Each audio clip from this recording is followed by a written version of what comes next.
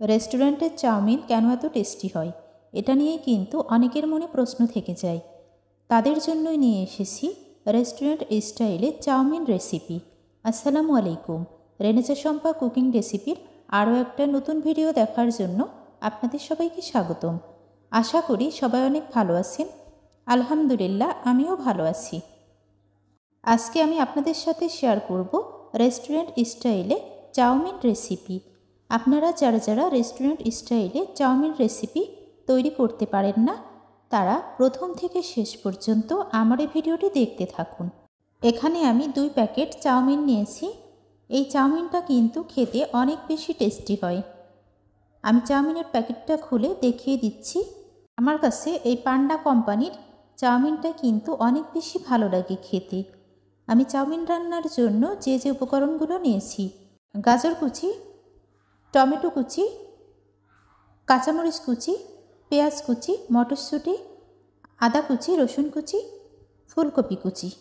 হাড় ছাড়া মুরগির মাংস আমি ছোট ছোট পিস করে কেটে নিয়েছি। বাঁধাকপি, এটা গোলমরিচ গুঁড়া, সয়া সস, টমেটো সস। এই উপকরণগুলো দিয়ে আজকে আমি রেস্টুরেন্ট স্টাইলে চাউমিন রেসিপিটা তৈরি করব। আশা করি আমার এই রেসিপিটা আপনাদের কাছে খুব বেশি ভালো লাগবে। এই মুরগির মাংসটা আমি ফ্রাইয়ের জন্য কিভাবে রেডি করে নেব দেখতে থাকুন। একটা ডিম আমি ফেটিয়ে নেব।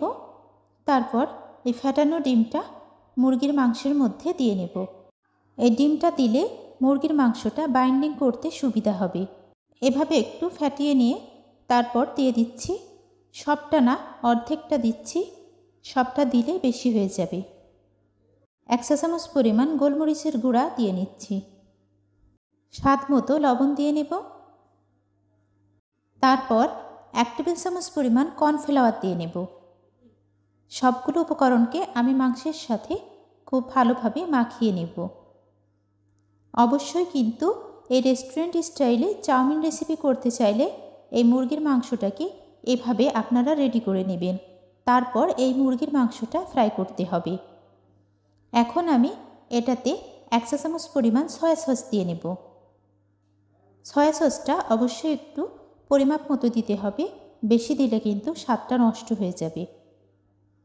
আমার কাছে সয়া সসটা খাবারে যদি বেশি দেওয়া হয় আমার মনে হয় একটু কেমন গন্ধ লাগে, যার কারণে আমি একটু পরিমাণ মতো দিই। প্রথমে আমি চুলায় প্যান বসিয়ে দিয়েছি। এই প্যানে পর্যাপ্ত পরিমাণ সয়াবিন তেল দিয়ে দিলাম।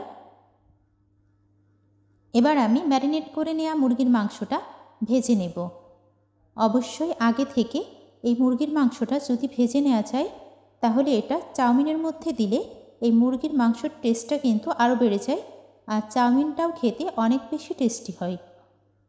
এমনিতে চাউমিন, নুডলস এগুলো কিন্তু আমার খুব বেশি পছন্দ। আমি যখন চাউমিন অথবা নুডলস রান্না করি তখন একটু বেশি করে রান্না করি।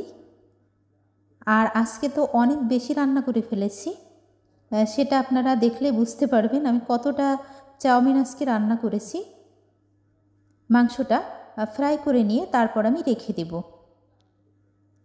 অন্য সাইডে আমি চুলায় প্যান বসিয়ে দিয়েছি।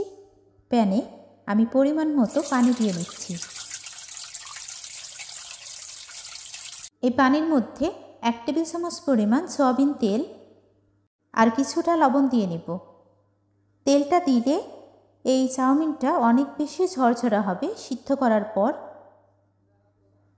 লবণটা দিয়ে আমি খুব ভালোভাবে পানির সাথে মিশিয়ে নিলাম। অপেক্ষা করব পানিটা ফুটে আসার জন্য। পানিটা যখন ফুটে আসবে সেই পর্যায়ে আমি ফুটন্ত পানির মধ্যে চাউমিনগুলা দিয়ে নেব।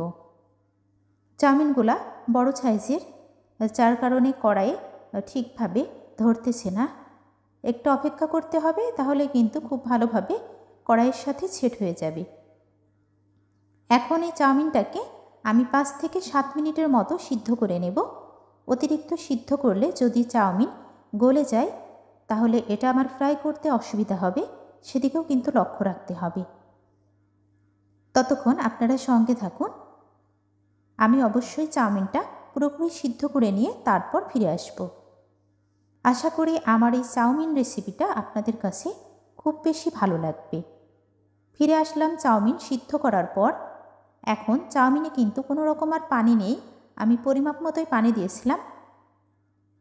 এই পর্যায়ে আমি একটা ছাঁকনির সাহায্যে ছেঁকে তারপর একটা ট্রেতে উঠিয়ে নেব। আর ট্রেতে অলরেডি আমি আগে থেকে তেল লাগিয়ে নিয়েছি, যাতে চাউমিনটা ট্রের সাথে লেগে না যায়। আপনারাও চেষ্টা করবেন ট্রেতে তেল লাগিয়ে নেওয়ার জন্য। সবগুলো চাউমিন আমি একই রকমভাবে ছেঁকে উঠিয়ে নেব। এদিকে চুলায় আমি কড়াই বসিয়ে দিয়েছি। কড়াইয়ে পর্যাপ্ত পরিমাণ সয়াবিন তেল দিয়ে দিলাম। প্রথমে এই তেলের মধ্যে আমি রসুন কুচিটা দিয়ে নেব।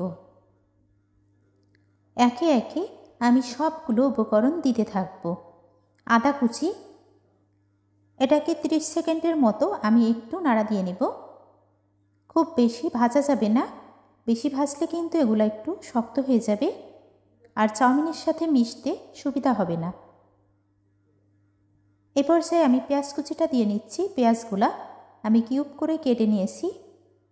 এই পর্যায়ে ফুলকপি কুচিটা দিয়ে নিলাম। এটাও আমি খুব ভালোভাবে একটু ফ্রাই করে নেব, যাতে ফুলকপির কাঁচা গন্ধটা দূর হয়ে যায়। তারপর আমি কিছুটা টমেটো কুচি দিয়ে নিচ্ছি।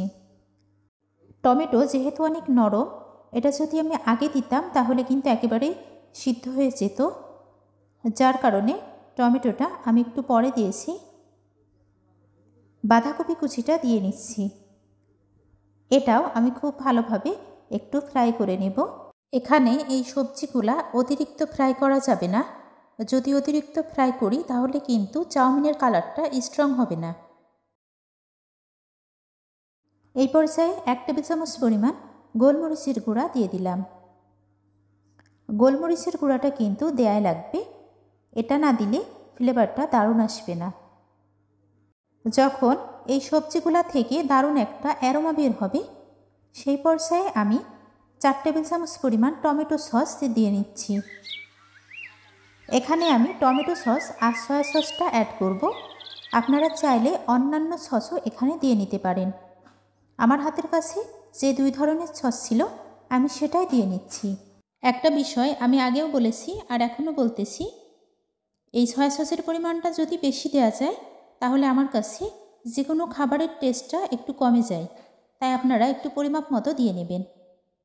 এখানে আমি কাঁচামরিচ কুচিটা দিয়ে নিলাম, সাথে গাজর দিয়ে নিচ্ছি, কিছুটা মটরশুঁটি দিয়ে নিচ্ছি। মটরশুঁটিটা ডিপ ফ্রিজে ছিল ফ্রোজেন করা, তারপরেও কিন্তু কালারটা অনেক বেশি স্ট্রং আছে, কারণ আমি কিছু টিপস অ্যান্ড ট্রিক্স ফলো করে এই মটরশুঁটিটা ফ্রোজেন করে রেখেছিলাম। এখন আমি এই চাউমিনগুলা দিয়ে নেব। চাউমিনগুলা কিন্তু একেবারেই ঝরঝরা আছে। এখন আমি 1 চা চামচ পরিমাণ লবণ দিয়ে নিলাম। লবণটা শেষে দিয়েছি যাতে সবজি থেকে পানি বের না হয়, এর জন্যই কিন্তু শেষে দিতে হবে লবণটা। এবার চাউমিনগুলা দিয়ে নেব। তারপর আমি খুব ভালোভাবে কুক করে নেব চাউমিনগুলাকে। অবশ্যই সম্পূর্ণ ভিডিওটা সাথে থাকুন, তাহলেই আপনারা দেখতে পারবেন যে আমি কিভাবে রেস্টুরেন্ট স্টাইলে চাউমিন রেসিপি তৈরি করে নিয়েছি। আমার এই recipe step by step follow করে যদি আপনি চাউমিন রান্না করেন তাহলে কিন্তু আপনার চাউমিনের কালারও একেবারে স্ট্রং থাকবে। আর যে কোনো খাবার যদি দেখতে ভালো না হয় তাহলে কিন্তু আমাদের খেতেও ইচ্ছে করে না। সবসময় চেষ্টা করতে হবে প্রত্যেকটা সবজি আমাদের একটু ধাপে ধাপে কড়াইয়ে দিয়ে তারপরে সেটা ফ্রাই করার ক্ষেত্রে হোক বা রান্না করার ক্ষেত্রে হোক সেটা করে নিতে হবে। তাহলে কিন্তু আমরা পারফেক্ট রেসিপি তৈরি করে নিতে পারবো। আমি ঠিক এভাবে চাউমিনগুলোকে কড়াইয়ের মশলার সাথে মিক্সড করে নিচ্ছি। অনেক বেশি হয়ে গেছে চাউমিনটা, এখানে 1 প্যাকেট দেওয়া উচিত ছিল, আসলে আমি বুঝতে পারিনি যে 2 প্যাকেট দিলে এতটা বেশি হয়ে যাবে। এই পর্যায়ে আমি ফ্রাই করে নেওয়া মুরগির মাংসটা দিয়ে নিলাম। আবারও মুরগির মাংসটাকে আমি খুব ভালোভাবে চাউমিনের সাথে মিক্সড করে নেব। অবশ্যই আপনি আমার এই প্রসেসিং ফলো করে একদিন চাউমিন রান্না করে খেয়ে দেখুন। আশা করি আমার এই রেসিপিটা আপনাদের কাছে খুব বেশি ভালো লাগবে।